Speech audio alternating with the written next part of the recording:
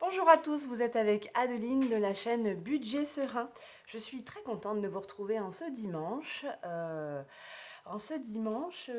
2, 3, 4 septembre, oui c'est ça.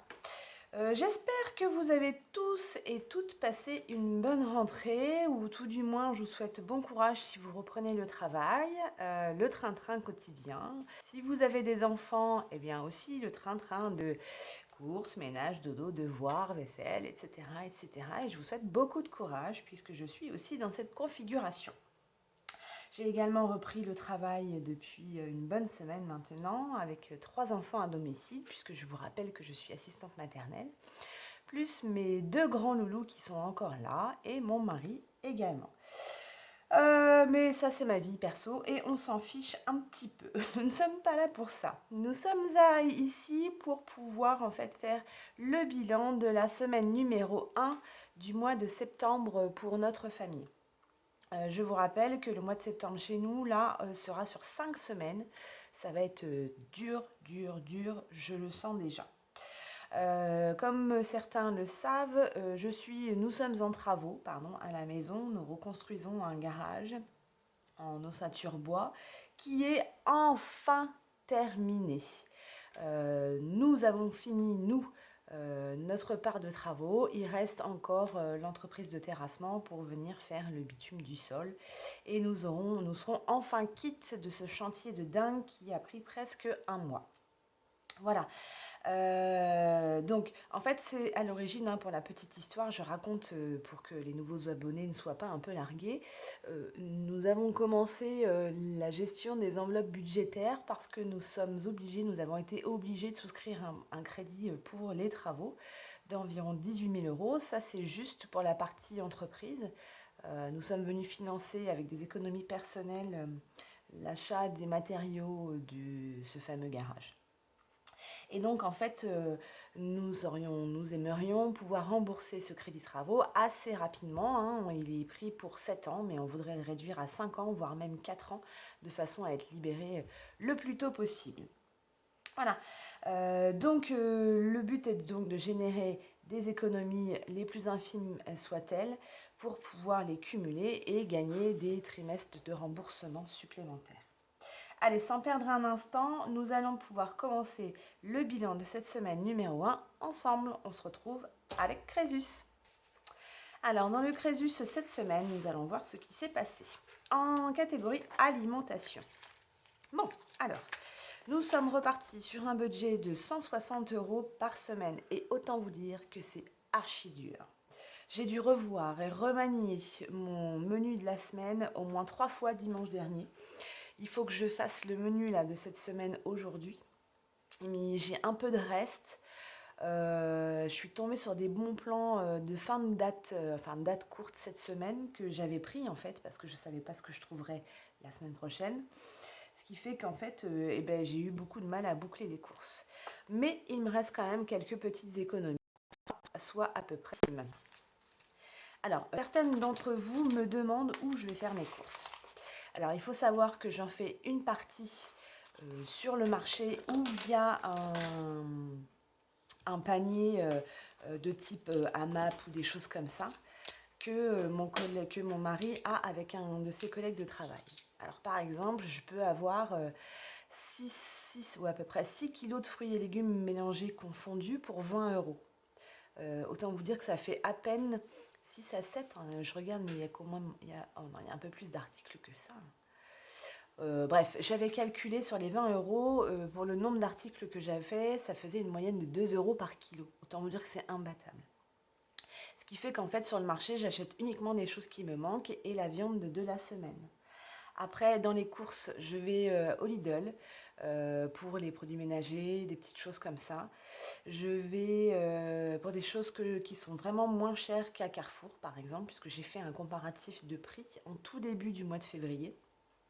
Et pour le reste, comme le Carrefour est vraiment à proximité de moi, eh bien je termine là-bas sur ce qui me manque, que j'ai pas pu avoir à droite, à gauche. En général, je le prends au Carrefour, hein, d'où vous voyez cette carte de fidélité. Alors, on y va.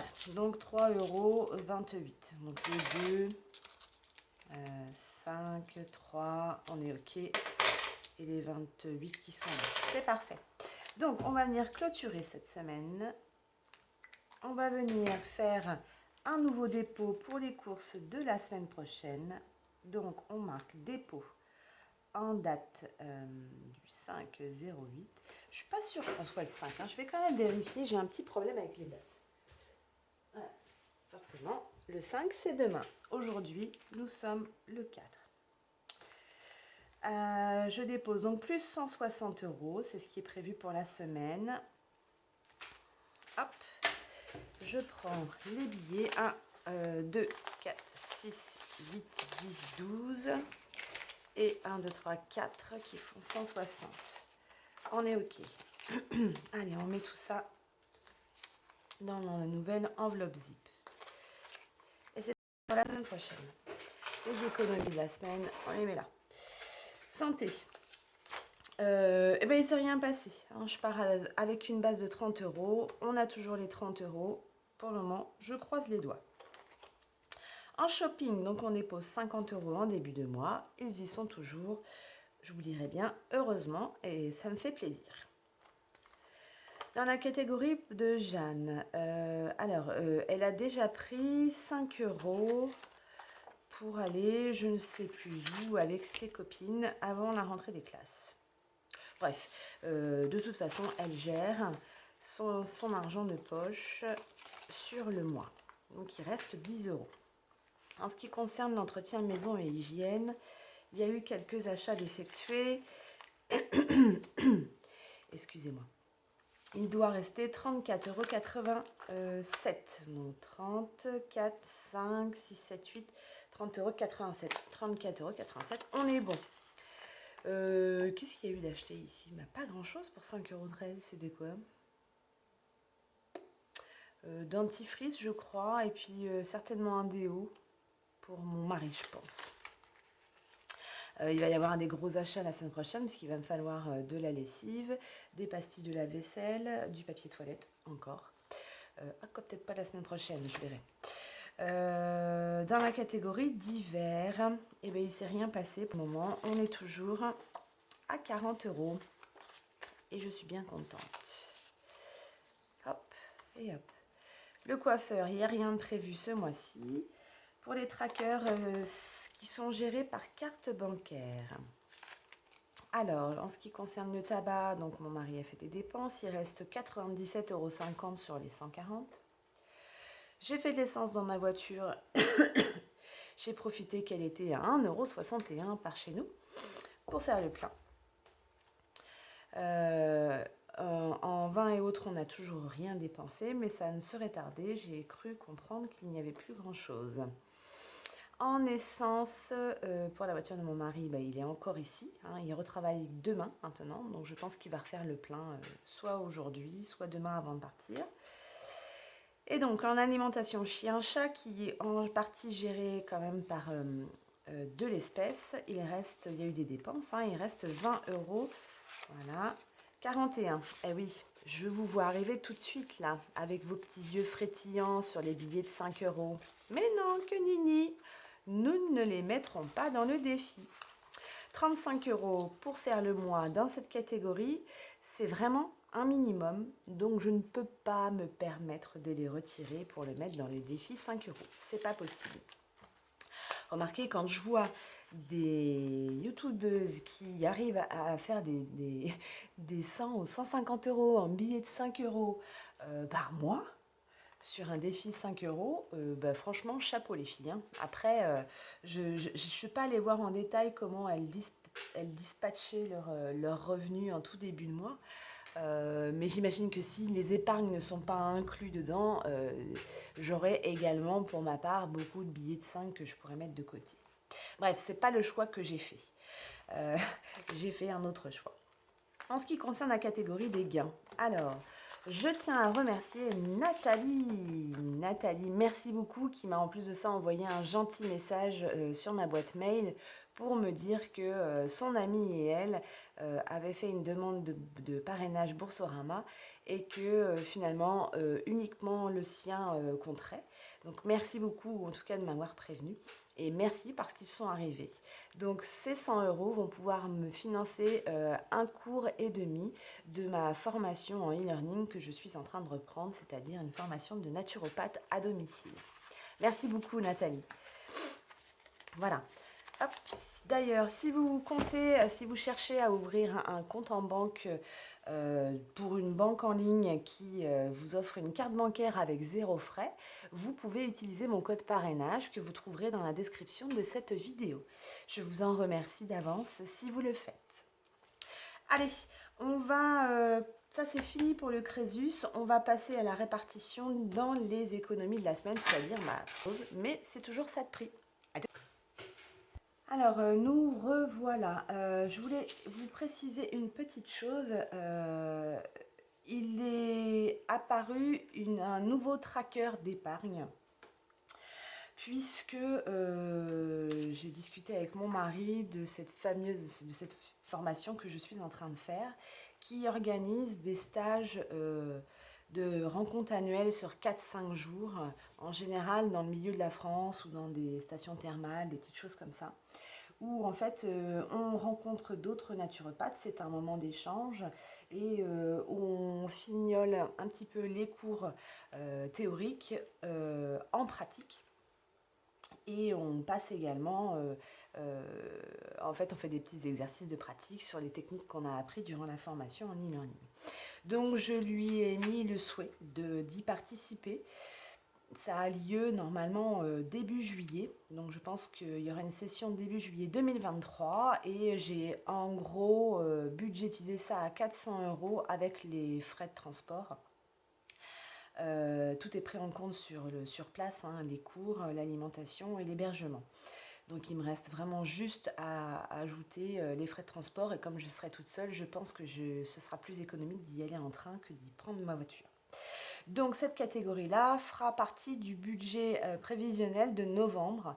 Je ne sais pas encore trop comment je vais pouvoir dispatcher ça. Je ne sais pas si je vais prendre les 400 € et les diviser par le nombre de mois restants, c'est-à-dire à peu près une dizaine de mois, ou si je vais faire une base de 10 mois et les moments où je pourrais mettre plus ou les moments où j'aurai une rentrée d'argent, eh bien je mettrai plus à ce moment-là. Je pense que je vais faire ça au feeling et je pense que ça va plutôt être la deuxième option. Voilà, on verra bien. À suivre cette histoire. Allez, on prend tout de suite la fiche des économies du mois. Donc, nous serons au mois de septembre. Sur la semaine numéro 1, nous allons donc commencer à remplir le défi des pièces. Et donc, il va y aller 3,28 €. Normalement, on devrait retrouver encore le défi Mos Costaud, parce que nous ne sommes pas arrivés au bout, et le défi des 5 €. J'espère que je vais pouvoir mettre un peu de billets de 5 €. Alors, on prend la petite fiche de défi des centimes et nous allons venir cocher la case 3,28 € qui est ici. C'est parfait. Voilà. Et donc, on va pouvoir répartir cet argent dans les petits locaux en question.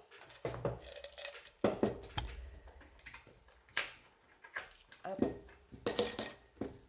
Et hop. Et la pièce de 2 dans le bocal de 2.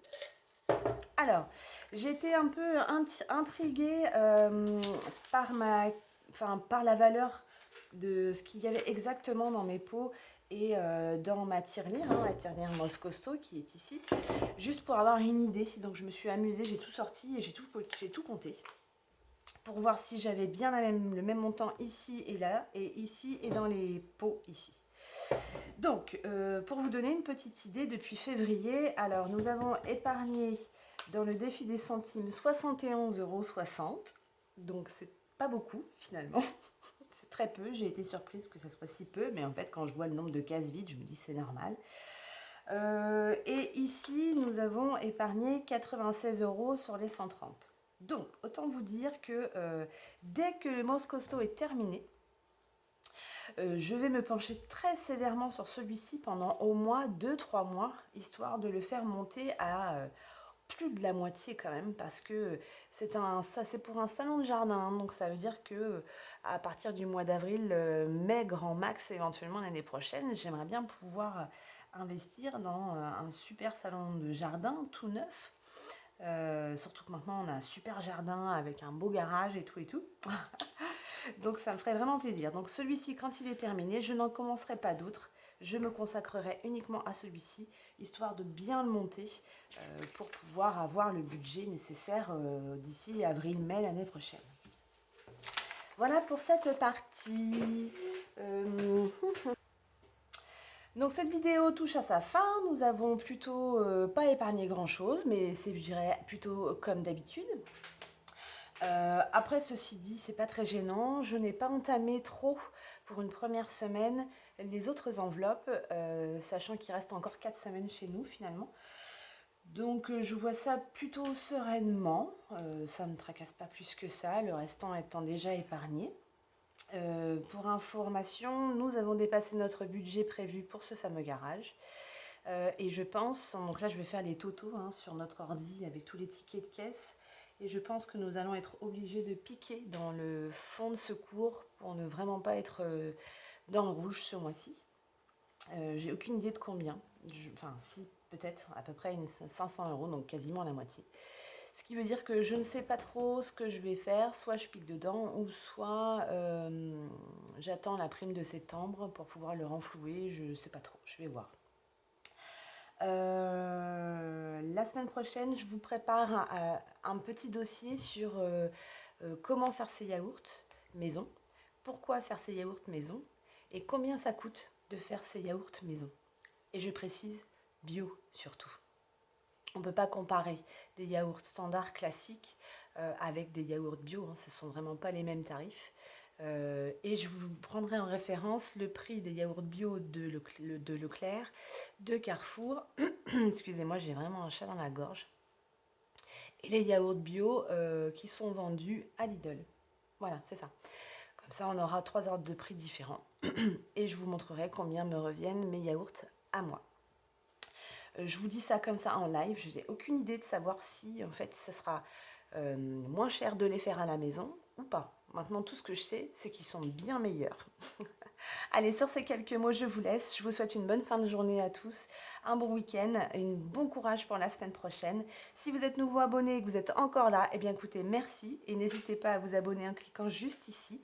Et si vous voulez tous les supports dont je me sers, je vous les offre gratuitement à l'adresse budgetserein@laposte.net que vous retrouverez également dans la description de cette vidéo. Je vous souhaite à tous une bonne journée. Au revoir.